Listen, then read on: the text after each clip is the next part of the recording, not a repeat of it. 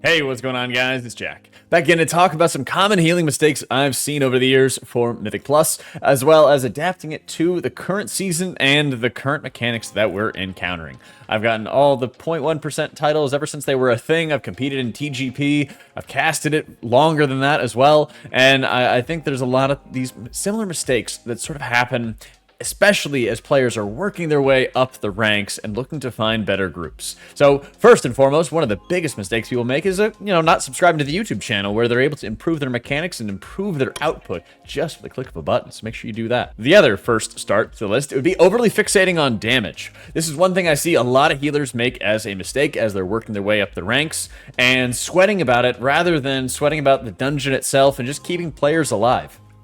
Whether it comes to making sure that you're getting into better groups and you're adapting to groups, one of the most common things I've seen for when players have cited why they might want to play with me or other great healers is that they just keep them alive. There's a lot of times where they will give a lot of flack and a lot of shit to the healers that are, of course, not putting as much healing into them, into these DPS players or tanks or whoever, because they're just trying to do more damage. And while the absolute best of the best need to do damage to be able to time these high-end keystones, even the dungeons in this current season, in Season 2 of Dragonflight, I am completing 24s with like 2 or 3 minutes to spare. There is an unholy amount of breathing room for you as a healer to not have to stress so heavily about damage as you're working into better groups, as you're finding better groups. And there's a lot of times where people are giving up potential high healing when they go into prog keys because they want to impress people because of their high damage. A lot of times I've seen people who are giving up their healing onyx amulet or just running like double stat amulets and instead running the damage amulet, running damage trinkets, even when they have like a healing trinket available. Personally, I'm like 3,100 for the season or something like that, which is like around top 100, I think, for healers.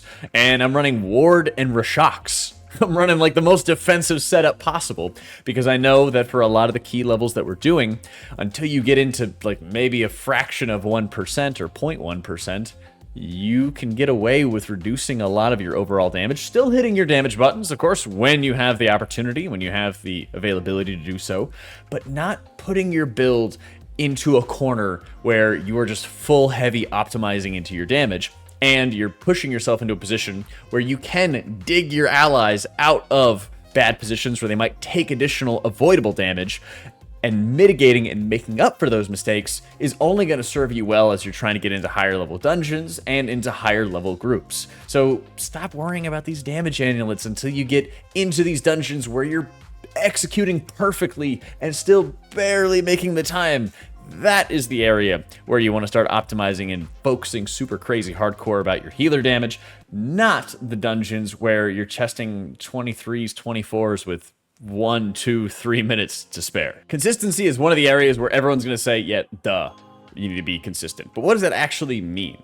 I think there's a lot of times where one of the most enjoyable things about World of Warcraft, especially from my experiences playing Final Fantasy, is that the game, WoW, is a lot more dynamic.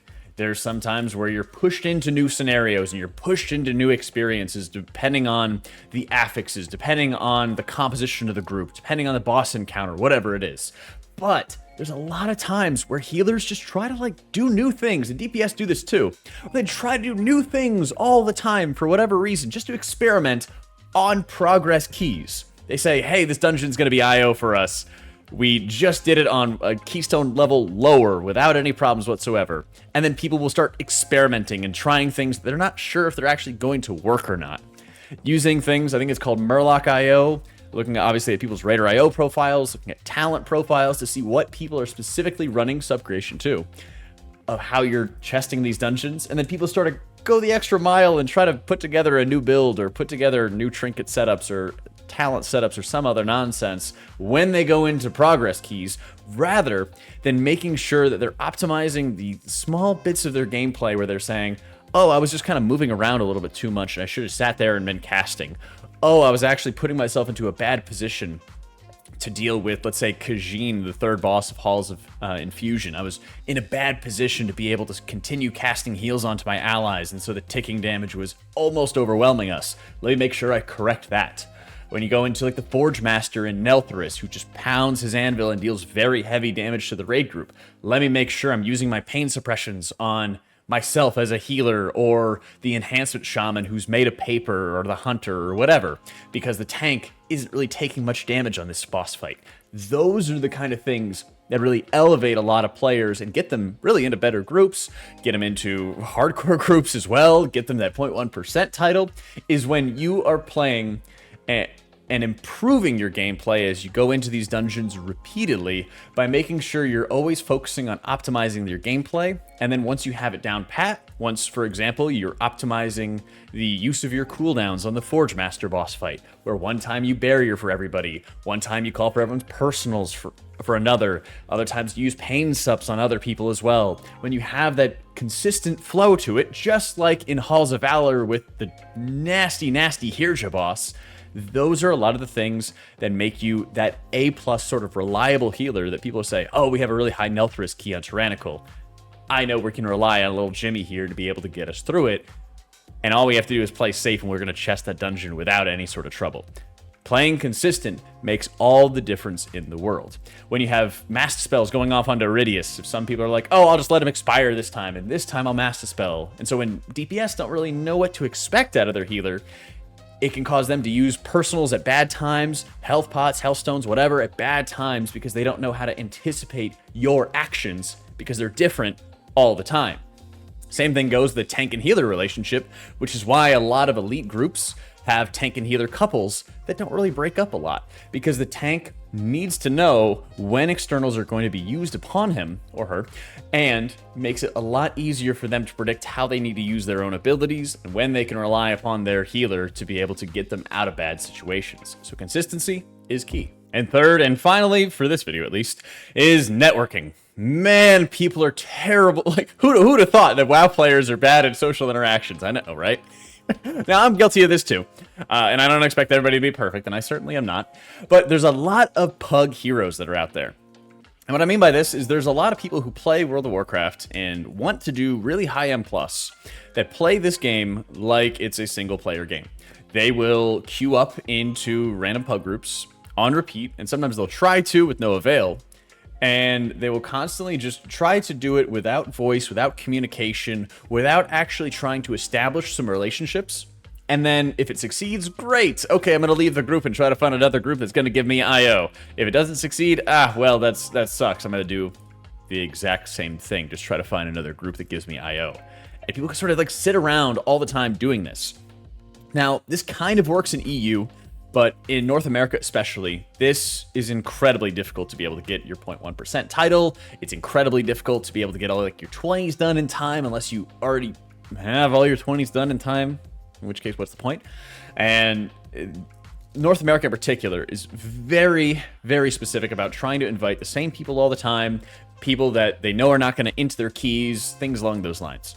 And I see a lot of very qualified players who don't want to sign up for groups unless the keystone gives them IO. If you're trying to get all 23s done or something at this point, or 20s even, they won't sign up for a 19 that's in a good group that does already have mostly 20s done because they say, that's not IO for me, and I don't want to commit to that.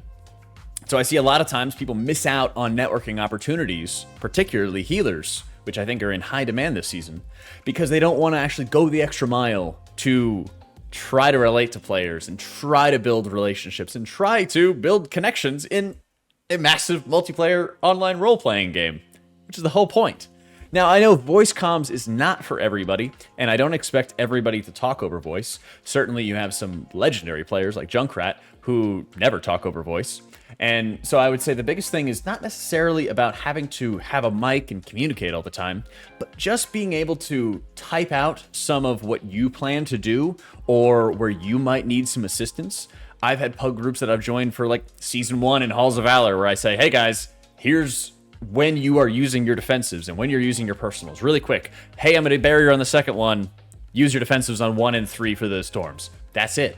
That actually does go a very far way, especially when you're healing, to make sure people are doing what they need to do to communicate as to what's going on. And I would highly recommend at least just getting into voice, because there's usually like an alpha or two for these groups that will try to lead the way, that will try to speak up and try to communicate what's going on. A lot of times it's the tank, but sometimes it's not. And that even if you're able to type out responses, it does go a very long way in terms of the success of these groups.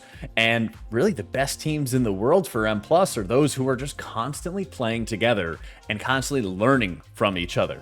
So being able to build those relationships, build the trust together as to what's going to go on, it also gives you the sort of like breathing room to make mistakes and then learn from them. Because all the best groups in the world scuff way more keys than you do, let me tell you.